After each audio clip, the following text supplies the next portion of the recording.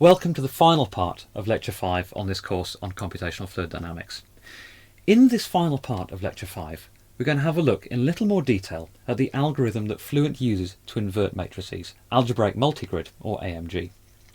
We're going to do this because there are user-selectable options within the Fluent solver that require some algorithmic insight such that they can be correctly set and understood. Now, we're going to see that the AMG algorithm is actually both elegant and complex. What it does in broad overview is it takes the finite volume problem and shrinks it on successively smaller and smaller and smaller matrices to a scale where direct matrix inversion is an efficient thing to do. What it then does is it takes all the information that it's calculated in that shrinking process and uses it to then reinflate the problem once it's done that direct matrix inversion, such that the net result is the accurate calculation to the original problem. Now, we conclude this part of this lecture by examining the various user-controllable options within Fluent for the AMG algorithm and also for some of the bits and pieces that underpin the AMG algorithm. So, let's dive straight in and remind ourselves that we're solving a matrix vector problem. What we have is a transport equation discretized on an arbitrarily complex finite volume mesh. That in turn has produced an arbitrarily complex sparsity pattern in our sparse matrix. And if you remember, the problem that we're trying to solve is effectively MT equals B. A matrix M, a field of parameter field that we wish to calculate. In this case, we're calling it T, temperature. And something to do with boundary conditions, and my boundary condition vector B features here. If we think back to our 1D finite difference method, we wrote this slightly differently. We said mt minus t infinity b equals 0. What I've done here is just simply incorporate t infinity into b, and so it gets swallowed by that boundary condition vector. So if I know my exact solution to this, if I know temperature, mt minus b will indeed be equal to 0. And so we can say that actually the problem we're solving is mt equals b. Of course, the problem here is that we don't know what t is. But we're going to start this algorithm by saying, let's make a guess. We've got boundary conditions.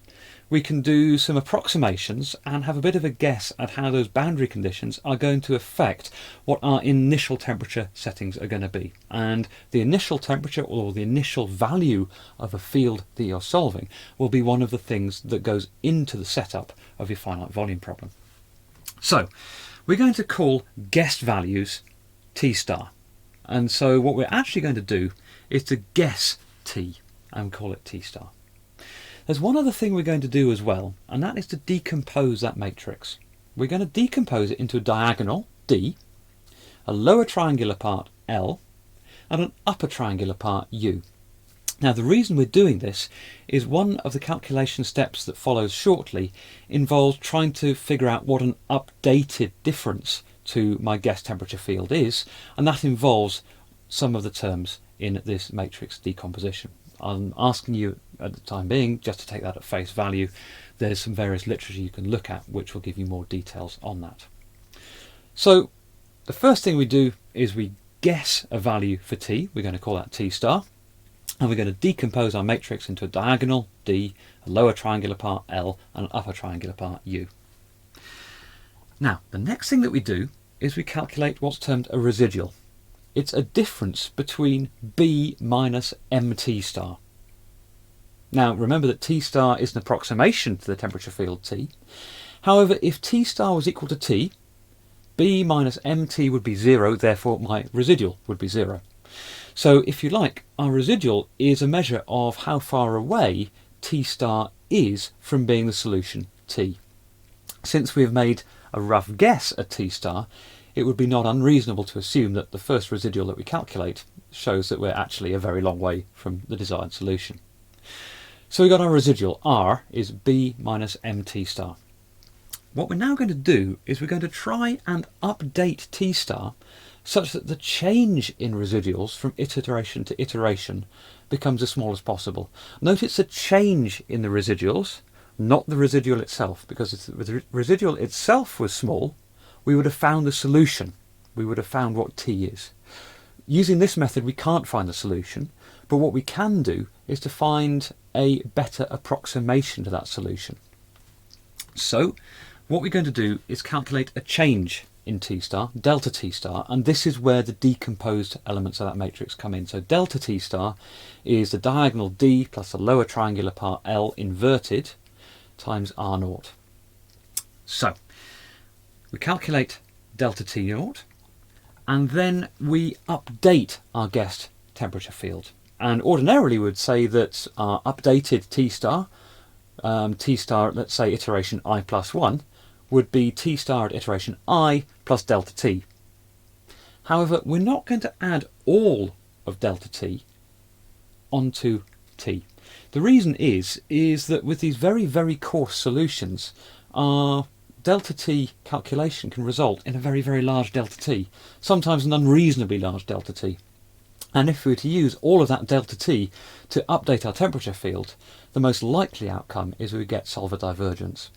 So what we do is we term relaxation. We take delta t and we take just a little bit of it, and the amount that we take is determined by this relaxation parameter alpha. So our updated guess at our temperature field is equal to the temperature field from the previous iteration plus our relaxation parameter alpha times delta t. So we only add a little bit of our delta t into our update. And so if delta t is infeasibly big, we only add a little bit in, and hopefully it will not cause the solver to diverge. It'll just take a few more iterations for the change in residual to become small iteration to iteration. So we repeat the loop of the last three steps, and we look at the difference between the residual at the last iteration and the residual at this iteration, and if the difference between them is small, then we'll decide to stop. At the end of this procedure, we have some information. We have a slightly better guess at our temperature field, T star, and we have the residual calculated using that guess. So we have an idea roughly how far out that guess is. So our residual R naught and our guess temperature field T star are important terms that's taken to the next step of this algorithm. So grid level 0 on this diagram is our original problem. The little white box with the green lines in, that is the algorithm we've just looked at. And so we've solved the problem at the biggest possible grid scale, that of the full size problem. From the solution of that problem, we saw that we could get an updated guess temperature field, we could get a residual, and we also have the matrix and the boundary condition vector that we started with, M and B. Now what we're going to do is take the grid that corresponds, or the matrix that corresponds to our full-scale problem, and shrink it by a given factor. We're going to interpolate onto that smaller grid T star and R, and we're also going to interpolate onto that shrunken grid M0 and B. And we're going to perform the same routine again. And on this smaller grid, we're going to get a different guessed temperature field T star and a different residual. And because we've shrunk the matrix and boundary condition vector down, we also end up with different matrix and boundary condition vectors as well. And so what we then do is we shrink the grid again, do the same procedure, shrink the grid again, perform the same procedure, and so on and so forth until we reach the predetermined smallest grid level. At this predetermined smallest grid level, we do that same algorithm again. We figure out what our guess temperature field is, we figure out what the residual is, and we also have to hand the downscaled matrix M and the downscaled boundary condition vector B. Okay, so at this point, at grid level H, our matrices are very small in relative terms compared to what we started with. Let's see what goes on now. Now, what we want to try and do is convert this guessed temperature field into the real temperature field, the one that we're actually interested in. The information we've got to do this is that we've got our guessed temperature field T star, we've got our residual R, and of course we also have our matrix M and our boundary condition vector B. Now, what I'd like to do is to remind you of a couple of definitions, because these will allow us to calculate our real temperature field at this scale. Let me remind you what we meant by residual.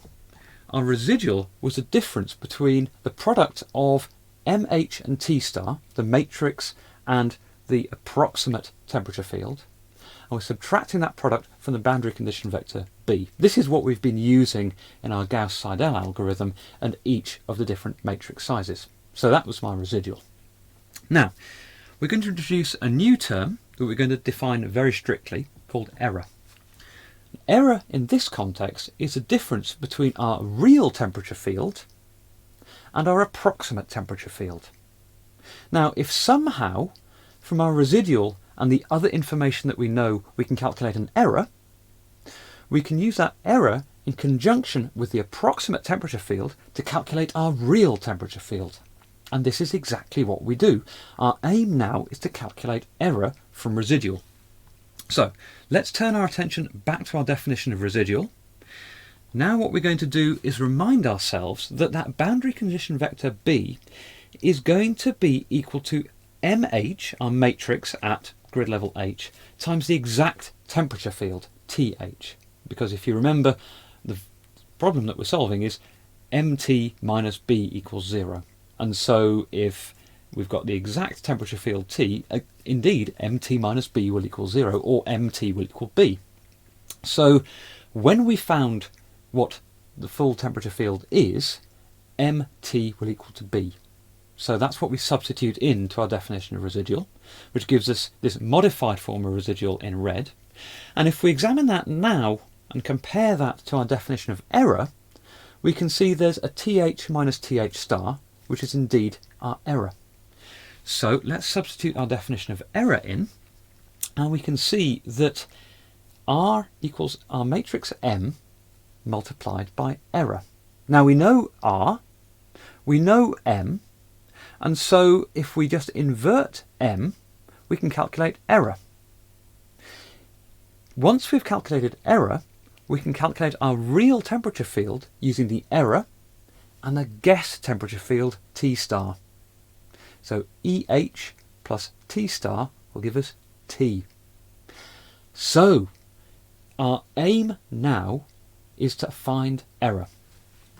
From error we can find the real temperature field.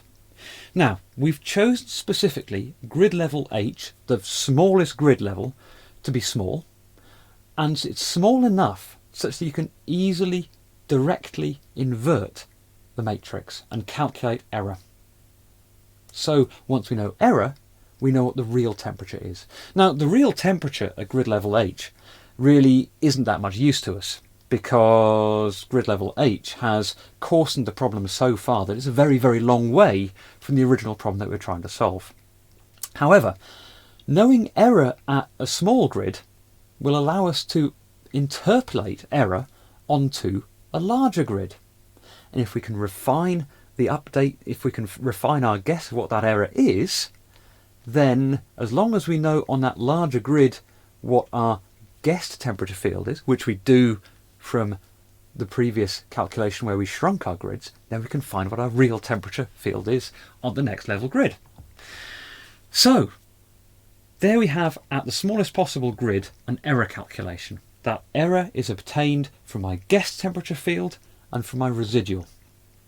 So what we're going to do now is map up that error on successively larger grids.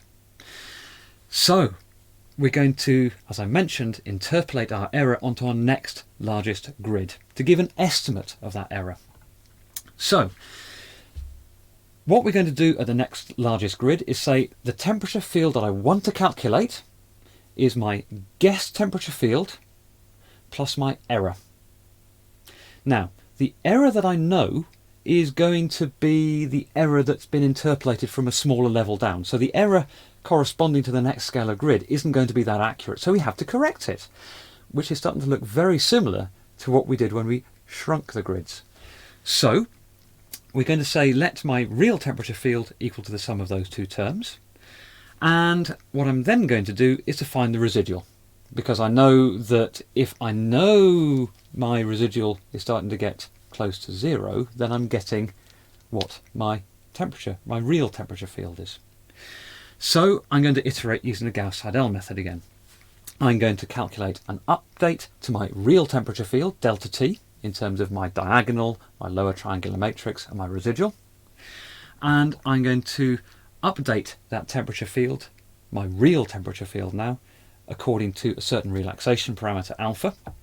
And I'm going to iterate around that loop until the difference between residuals is acceptably small, such that I have, in effect, the temperature field at that grid level. And if I know the temperature field at that grid level, I can then calculate what the error is at that grid level. So, now I know that error, I can feed that back up to the next grid level. And I can perform the same routine, taking T star from the calculation on the way down. So I know T star and I know E. That allows me to calculate the real temperature field at the next grid size up, which again is not the problem we're trying to solve. But knowledge of that will allow us to calculate the error, which we can interpolate onto the next grid up, and so on and so forth and so on and so forth, until we interpolate the error onto our full-scale grid that corresponds to our original problem. We can take the refined guess of the temperature field, incorporate it with that error, go through our Gauss-Seidel algorithm again to refine the error, and then ultimately we will have calculated our solution of our real temperature field T at our full-scale grid. And so that is a sketch, a very much overview sketch, of how algebraic multi-grid works. Now, when you have a look at the options within Fluent, you will see that there are various cycles mentioned. It'll say, you're using the V cycle with AMG. Now, here on the whiteboard is a sketch of that shrinking error calculation and expanding matrix, and we can see why it's called a V cycle. It kind of looks like a V. There are other implementations of this algorithm that have a W cycle and an F cycle using broadly similar principles to those that we've just discussed. Now, for those of you who want to find out more, have a look at Emden Henson's material on Moodle, which gives 70 or 80 pages of mathematical detail on how AMG actually works in practice. Here's the big advantage of AMG. For a square m by m matrix, where that matrix has an arbitrary sparsity pattern, AMG will take roughly order m computations to do a matrix inversion. And so AMG's operational overhead scales with the number of terms in the matrix linearly, which is brilliant, and it gives you a very, very efficient matrix solution. Now, just a note on relaxation. Remember that when we said we were updating a guessed field, let's say T star at the I plus 1th iteration is T star at the ith iteration plus delta T at the ith iteration, we had this relaxation parameter alpha. We said we were incorporating that because if our guess at delta T was unduly large, it could cause premature termination of the algorithm because of divergence. And so we only add a little bit of delta T onto our old value of T star to get our updated value of T star. And alpha there was what we termed an under-relaxation parameter. Now, if you go into the solution controls panel for Fluent, you will see your under-relaxation factor specifications. And they vary between 0 and 1. And of course, these are things that the user can change to tailor your solution. So if you're having problems with a solution diverging and you're confident that your mesh is fine and your initial conditions are fine, perhaps reduce one of these under-relaxation parameters such that you get a more stable solution. If you click the Advanced button in Fluent Solution Controls, you get to the dialog box that I've shown you on the whiteboard. There's a number of things here that you, the user, can change. I'll advise for the time being you keep things at their default settings unless you absolutely have to change them. But the bit I've highlighted in red are what are termed restriction parameters. These dictate when a coarser grid is moved to as you go down that V cycle. The parameters I've highlighted in brown there restrict how long you stay on that coarse grid for, and such that it can give a decision as to when to move to the next coarse grid. The parameters I've highlighted in purple are the number of Gauss-Seidel iterations that are done within each grid level, such that your residual can be computed. And finally, the box there in green are called termination parameters, which dictate how you move up through your V-cycle. Should you ever need to change these parameters, there's some very sound advice in the Fluent user guide as to which ones to change and by how much. So let's finalise with a few key points. The Algebraic Multi-Grid algorithm, AMG, is the indirect matrix inversion algorithm that is used within Fluent.